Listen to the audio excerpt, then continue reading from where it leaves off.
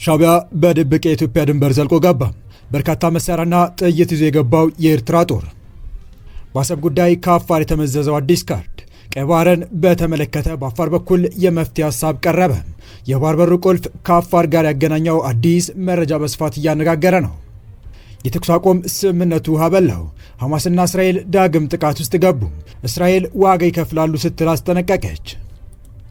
በአሰብ ወደብ ጉዳይ ከኢትዮጵያ ጋር ተፋጦ የሚገኘው ሻዕቢያ ድንበር ዘልቆ ወደ ኢትዮጵያ መግባቱ በርካቶችን እያነጋገረ ይገኛል።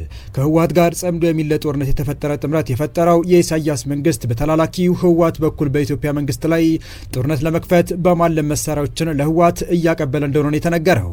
በአሁኑ የመረጃ ሰዓታችን የዚህንና በአሰብ ጉዳይ ከወደ አፋር የተሰማውን በስፋት እያነጋገረ የሚገኘውንና የባህር በር ቁልፍ ከአፋር ጋር ያገናኘውን መረጃ እንዲሁም እስራኤልና ሐማስ ዳግም ጥቃት ውስጥ መግባታቸውን አክለን ወደ እናንተ በዝርዝር እናደርስ ወደናል።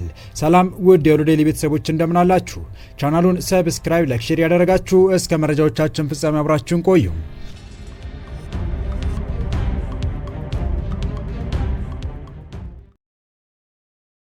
ከህወሓት ጋር ጸምዶ በሚል ጥምረት የፈጠረው የሻዕቢያ መንግስት ጦሩ ድንበር ጥሶ ወደ ኢትዮጵያ ዘልቆ መግባቱ በብዙዎች ዘንድ ትልቅ መነጋገሪያ ሆኗል።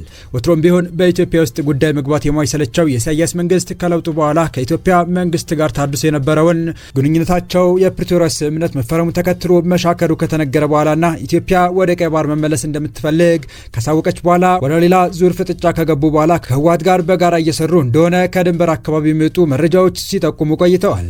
ታዲያ አሁን ኢትዮጵያና ኤርትራ በአሰብ ጉዳይ ፍጥጫቸው አይሎ በሚገኝበት በአሁኑ ሰዓት ኤርትራ በኢትዮጵያ ላይ በህወሓት በኩል ጦርነት ለመክፈት ያግዛት ዘንድ ከባባድ የጦር መሳሪያዎችን ሳይቀር ወደ መቀለ እያጓጓዘች እንደሆነ የተነገረው። በርካታ የጦር መሳሪያዎችን በሻዕቢያ ጦር አጅባ ለህወሓት ለማስታጠቅ እየሞከረች ያለችው ሻዕቢያ ተግባሯ እጅግ ድፍረት የተሞላበትና ራስ ላይ እሳት እንደመለኮስ ነው ሲሉም የመረጃ ምንጮች እየገለጹ ይገኛሉ። ኤርትራ የጦር መሳሪያዎችን ድንበር ጥሳ በመግባት ጭምር ኢትዮጵያ ውስጥ ለሚገኙ ታጣቂ ቡድኖች እንደምታቀብል በትላንትናው ዕለት ጠቅላይ ሚኒስትር አብይ አህመድ ጭምር መናገራቸው የሚታወስ ነው። በትላንትናው ዕለት በፓርላማ በተካሄደው ስብሰባ ላይ የፓርላማ አባሉ የሀገር ሉዓላዊነት የሚጥስ ያሉትን የሻዕቢያ እኩይ ተግባርና የሽብር ድርጊት የዓለም አቀፍ ማህበረሰብ እንዲገነዘብ በመንግስት በኩል እየተሰሩ ያሉ ስራዎችን በተመለከተ ማብራሪያ መጠየቃቸው የሚታወስ ሲሆን ሌላኛው የብልጽግና ፓርቲ የፓርላማ ተወካይ የሆኑት አቶ ጫላ ለሚ በበኩላቸው ከህግና ስርዓት ባፈነገጠ መንገድ ይንቀሳቀሳል ያሉት የህወሓትን ቡድን ከሻዕቢያ ጋር በማበር ለጦርነት እየተዘጋጀ መሆኑን በመጥቀስ መንቀፋቸውም እንዲሁ የሚታወስ ነው። አንዳንድ መረጃዎች እንደሚጠቁሙት የህወሓቱ የአዛውንቶች ቡድን ከሻዕቢያ ኃይሎች ጋር ግንባር ፈጥረው ለጥፋት እየተንቀሳቀሱ መሆኑ ይሰማል።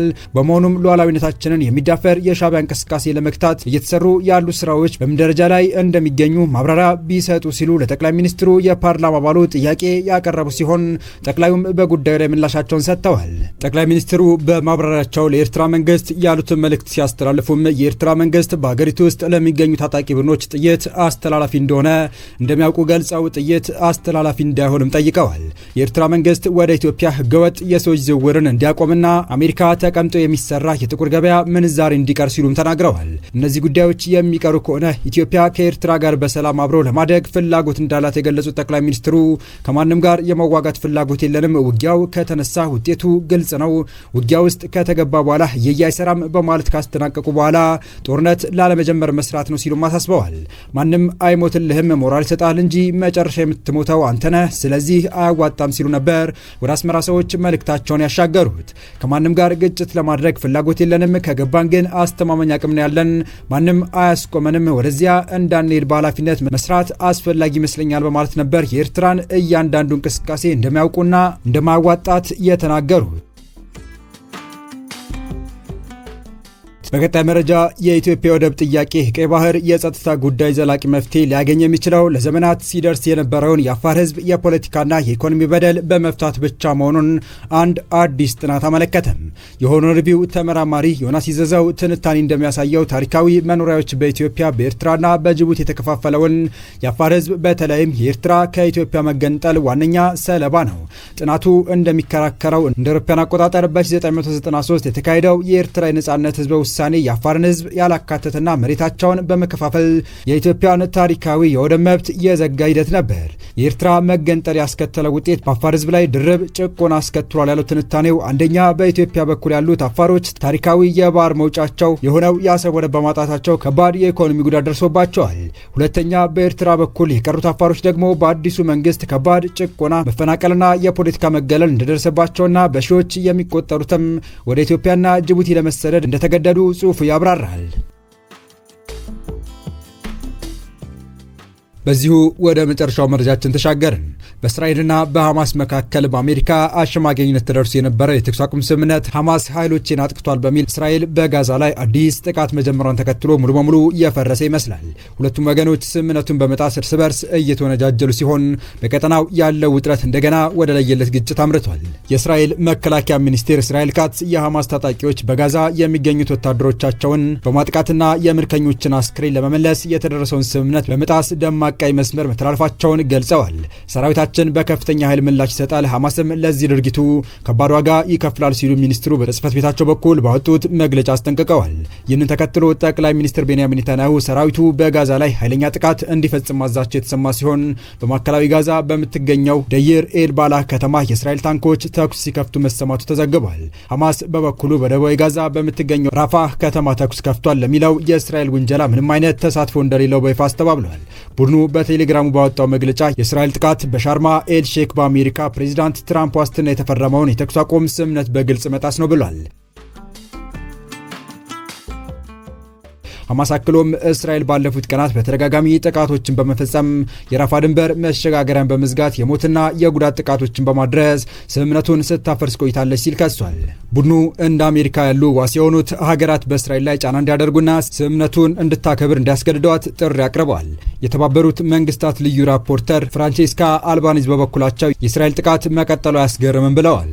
ዓለም አቀፍ የፍትህ ፍርድ ቤት አይሲጄ የእስራኤልን የፍልስጤም ወረራ ህገወጥ ነው ብሎ ቢወስንም የተመድ አባል ሀገራት ባለፉት 2 ዓመታት እስራኤል እየፈጸመችው ነው ያሉትን ዘር ማጥፋት ቸል ብለው የቧልት ቲያትር እየተጫወቱ ነው ሲሉ ወንጅለዋል። እንደ አንድ የህግ ባለሙያ ሳይሆን እንደ ሰው ፍጡር አፍራለሁ፣ ምክንያቱም የእስራኤል ጦር በፍልስጤም ምድር ላይ እስካለ ድረስ በጋዛ ዘር ማጥፋቱ፣ በዌስት ባንክ ደግሞ በወታደሮችና በሰፋሪዎች የሚፈጸመው ጥቃት እንደማይቆም አውቃለሁ ሲሉ አልባኒዝ በምሬት ተናግረዋል። የተኩስ አቁም ስምምነቱ ከጀመረበት ከጥቅምት 10 ወዲህ ብቻ ቢያንስ 94 ፍልስጤማውያን በእስራኤል ጥቃት መገደላቸውን ሪፖርቶች ያመለክታሉ። ከነዚህ መካከል ወደ ቤታቸው ሲመለሱ የተገደሉት የ11 ሰዎች የአቡሻባን ቤተሰብንና በስራ ላይ እያለ የተገደለ አንድ ጋዜጠኛን ያካትታል። እስራኤል አብዛኞቹን ግድያዎች የምታረጋግጠው ተጎጂዎች በሷ ቁጥጥር ስር ያለውን ቢጫ መስመር ተብሎ የሚጠራውን ወሰን አልፈዋል በሚል ምክንያት ነው። ይሁንና ይህ መስመር የት እንደሚጀምርና የት እንደሚያልቅ ለፍልስጤማውያን ግልጽ ባለመሆኑና በሁሉም ቦታ ላይ ምልክት ባለመደረጉ ንጹሃን ዜጎች በስተት ተገለው እንዲወድቁ ምክንያት ሆኗል። የተወደዳችሁ የቻናላችን ቤተሰቦች ለአሁኑ ለእናንተ ይመጥናሉ ብታደምጧቸው ታተርፉባችኋላችሁ ብለን የመረጥንላችሁ ዕለታዊ መረጃዎቻችን እስካሁን ያደመጣችኋቸው ነበሩ። በተመሳሳይ ሀገራዊና ቀጠናዊ ጉዳዮች እንዲሁም ዓለም አቀፋዊ የጂኦፖለቲካ ወታደራዊና አነጋጋሪ ክስተቶችን ለበለት ተከታትለን በትኩስ ይዘን እንደምንቀርብ እያሳወቅን የቻናሉ ቤተሰብ ካላችሁ ሰብስክራይብ፣ ቪዲዮን ላይክ እና ሼር በማድረግ ተደራሽነታችን ታሰፉ ዘንድ አክብሮታዊ ግብዣችን ነው። አበቃን። ሰናይ ጊዜን ተመኘን።